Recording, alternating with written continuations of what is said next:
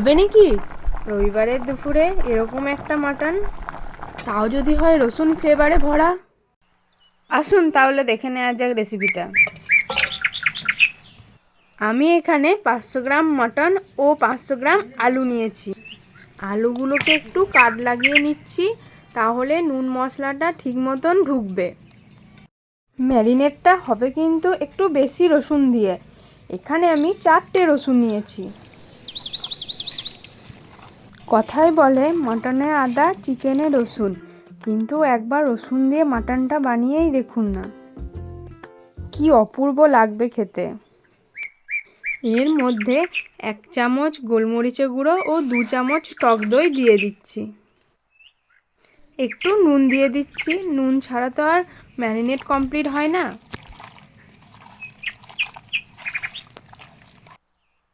এইভাবে ভালো করে মেখে নিতে হবে। দিয়ে কিন্তু কমপক্ষে 1 ঘন্টা ম্যারিনেট করে রাখতেই হবে। যত সুন্দর করে ম্যারিনেট হবে তত সুন্দর করে ফ্লেভারটা বেরিয়ে আসবে। ম্যারিনেট করে রেখে দিলাম।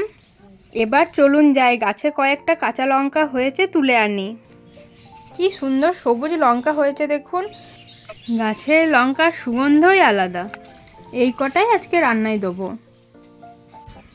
আজ কিন্তু কাঠের উনুনে সোনার কড়াই না, না মজা করলাম, এটা পিতলের কড়াই। এবার দেখে নিই রান্নার উপকরণগুলো। 4টে পেঁয়াজ কুচি করে নিয়েছি, সর্ষের তেল, আদা বাটা, হলুদ গুঁড়ো, জিরে গুঁড়ো, ধনে গুঁড়ো, কাশ্মীরি লঙ্কা গুঁড়ো, নুন ও চিনি স্বাদ মতো। ফোড়নের জন্য নিয়েছি গোটা গরম মশলা, গোটা জিরে, শুকনো লঙ্কা, তেজপাতা। আর নিয়েছি গাছ থেকে তোলা টাটকা কাঁচা লঙ্কা ও 2টো টমেটো।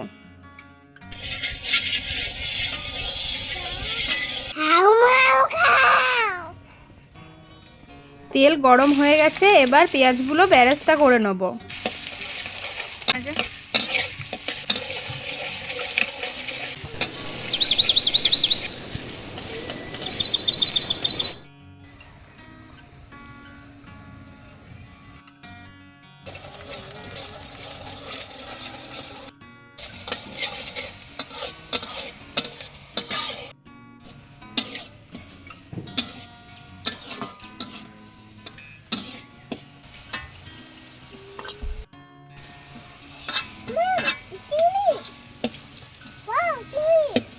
চিংড়ি নয়, পেঁয়াজ।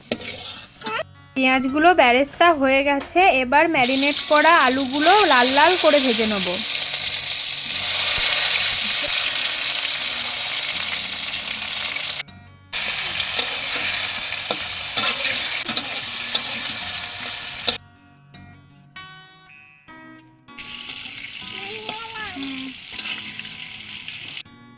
এক চামচ করে নুন ও হলুদ দিয়ে দিলাম।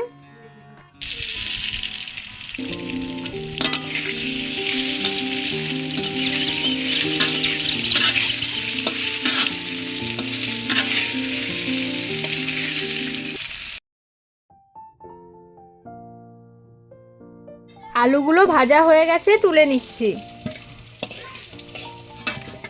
অপূর্ব একটা রসুনের ফ্লেভার বেরিয়ে আসছে আলু থেকে। ওই তেলেই সামান্য একটু তেল ও 1 চামচ ঘি অ্যাড করে নিলাম।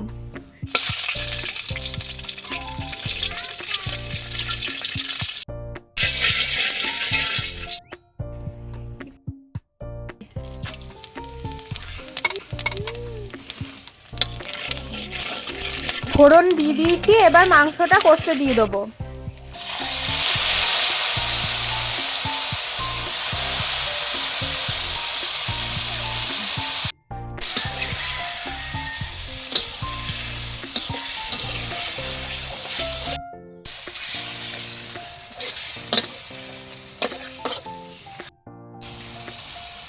টমেটোগুলো গোটা গোটা এখানে বসিয়ে দিচ্ছি, সেদ্ধ হয়ে গেলে খোসাগুলো ছাড়িয়ে দেবো।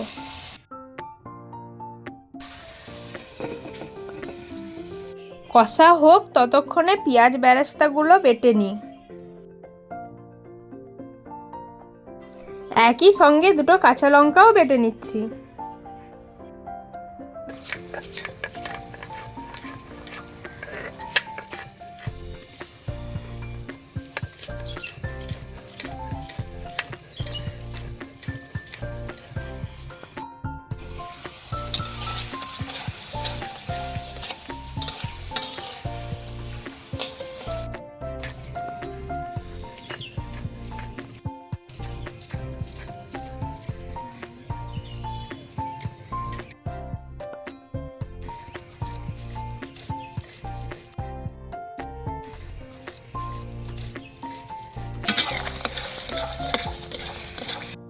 এবার মশলাটা সামান্য একটু জলে গুলে দিয়ে দিচ্ছি।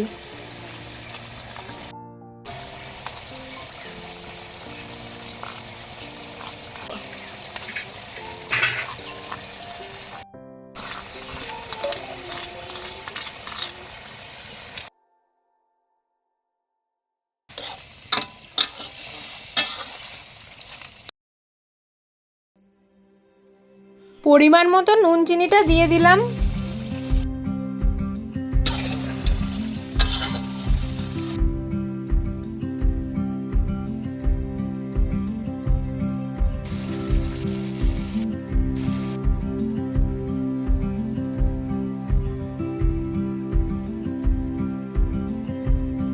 অর্ধেক কষানো হয়ে গেছে, এবার বাটা বেরেস্তাটা মাংসের মধ্যে দিয়ে দেবো।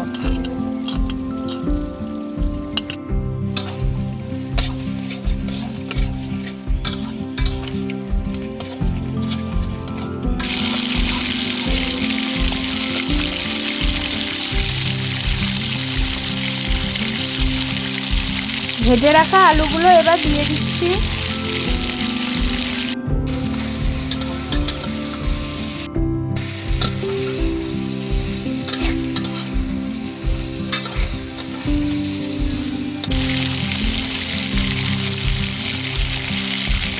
ম্যারিনেট করার পর যে জলটা বেরিয়েছিল সেইটাও দিয়ে দিচ্ছি। টমেটোগুলো সেদ্ধ হয়ে গেছে, এবার টমেটোর খোসাগুলো ছাড়িয়ে নিচ্ছি, তাহলে খাবার সময় মুখে লাগবে না।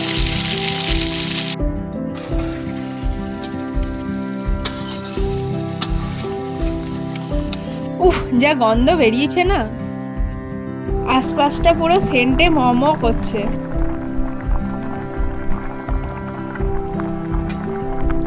কষানো হয়ে গেছে, ঝোলের জন্য এবার একটু জল অ্যাড করে দিচ্ছি।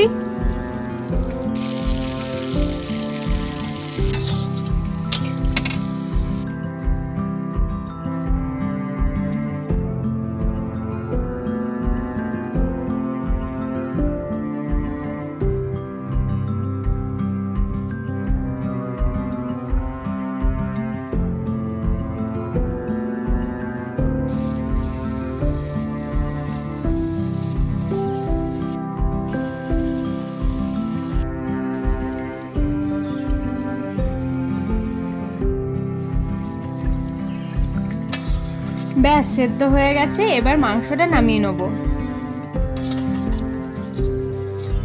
কেমন লাগছে? ভালো লাগলে কিন্তু সাবস্ক্রাইব ও ফলো করতে ভুলবেন না চ্যানেলটাকে।